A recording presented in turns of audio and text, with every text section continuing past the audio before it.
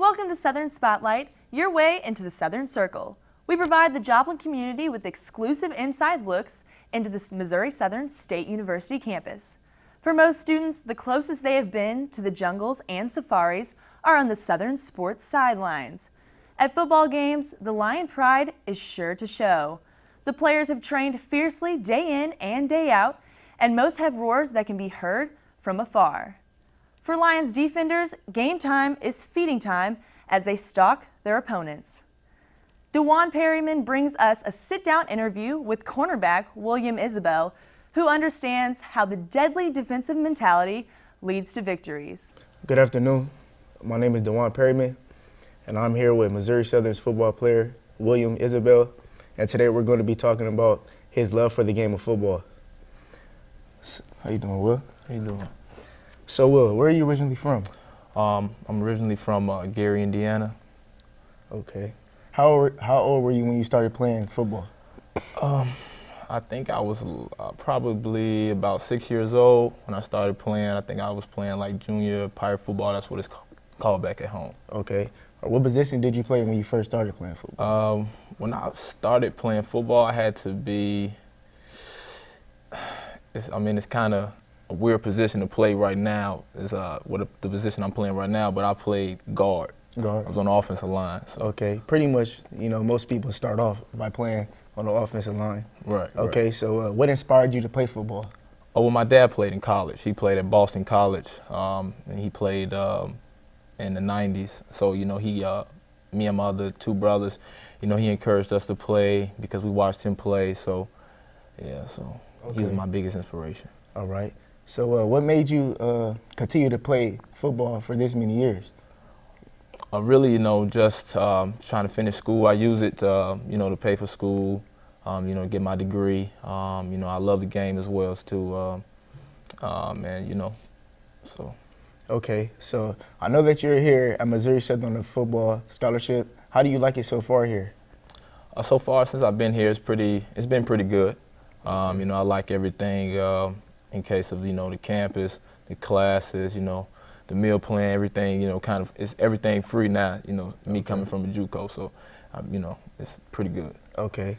So, what school did you attend before you came to Missouri Southern? Well, I was currently at Mesa Community College in Mesa, Arizona. Mm-hmm. I was out there for JUCO. I was only out there for a year, so. Okay. One and done? Yeah, one and done. Okay, all right. So what made you choose Missouri Southern? Well, I talked to Coach Day and Coach Alexander. He came out there to Arizona to, try to recruit me and everything like that. And the pitch he gave me everything was good. And I really liked it. So. Okay. Okay, so what position do you play here now at Missouri Southern? Currently, I play cornerback. Okay. That's my primary position. I've been playing that position ever since 8th grade. So. Okay. All right. So, are you trying to go on to the next level with football? To be honest, I don't think I am. Right now, I'm just at the point to where I just want to get my degree and get the most out of that, and if wherever God takes me, that's where I'll go. Okay. So, is there an NFL player or ex-NFL player you idolize your game to? Yeah, I love Deion Sanders. Okay. He's my best player ever. Prime time. So yeah, Okay. I try to idolize my game to do certain things he did, move the way he moved, and so yeah. Okay. All right. So, who is your favorite player of all times? My favorite player of all time has to be Peyton Manning. Peyton Manning? Yeah, Peyton Manning. Okay. So I think he's the best quarterback to ever play, if not the best player to ever play the game of football, period. Okay. What makes you like Peyton Manning? Since you play the corner position, what makes you like your favorite player, a quarterback?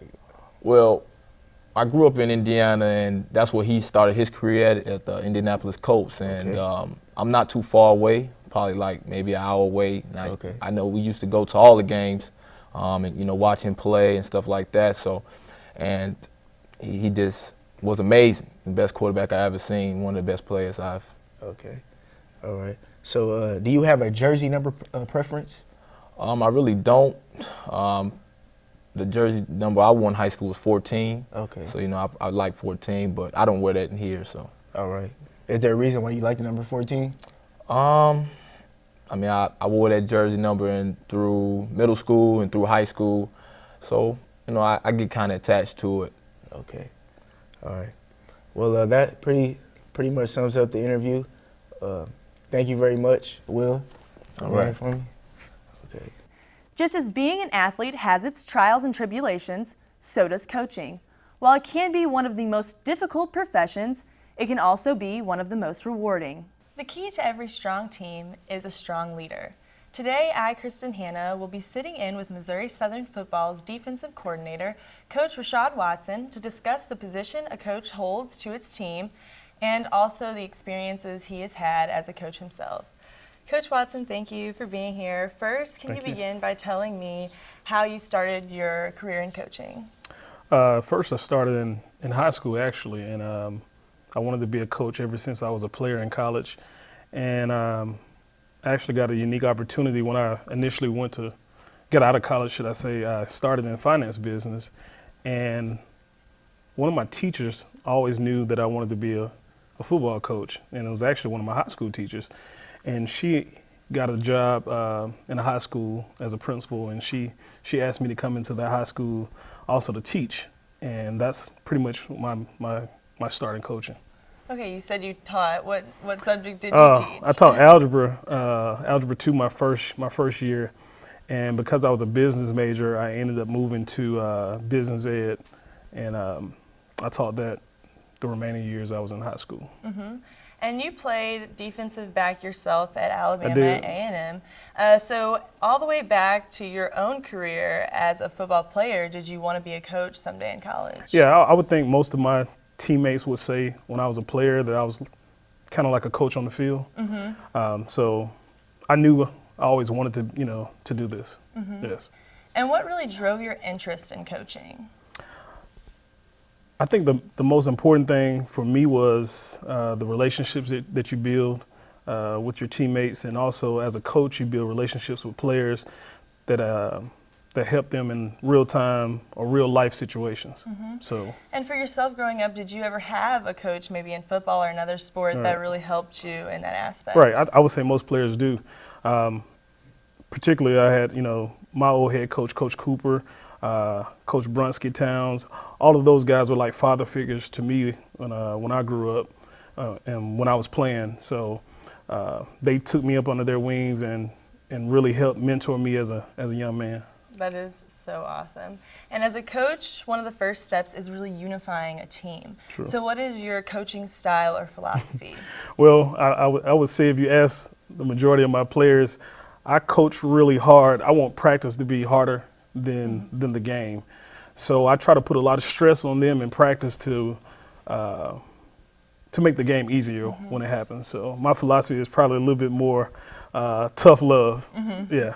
So. Yeah, no, but that's good to push a team for sure. Right. So what are some of the sacrifices personally that you've had to make to coach? Number one, I would say, is family sacrifices.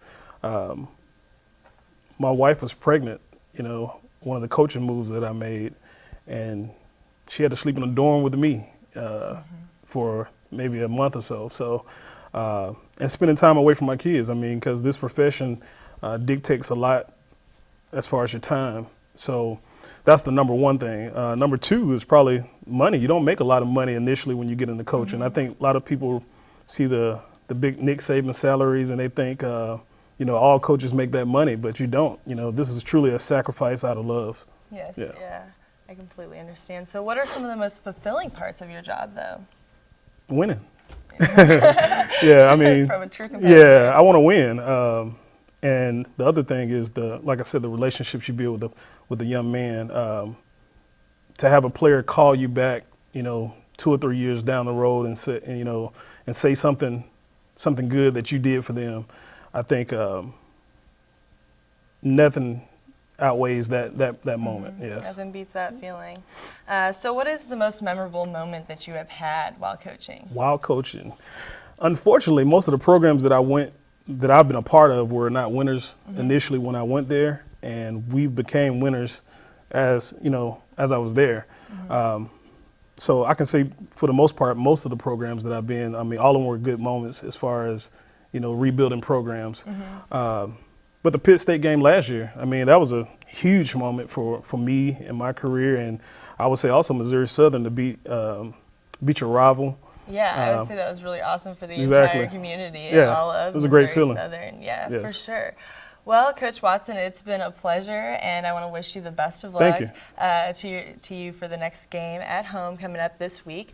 And at home, you can catch all of your football coverage on Southern Sports Sunday, every Sunday at 7 p.m. It was intriguing to hear Coach Watson discuss the transition from playing the game to now teaching the game. Former Lions D lineman Gary Combs can tell us firsthand of his recent experience going from player to coach. Come on out and see some of these Lions live and in action, and remember, it is free admission for all students to every event. I'm Kristen Hanna, and this is Southern Spotlight, where we bleed green and gold.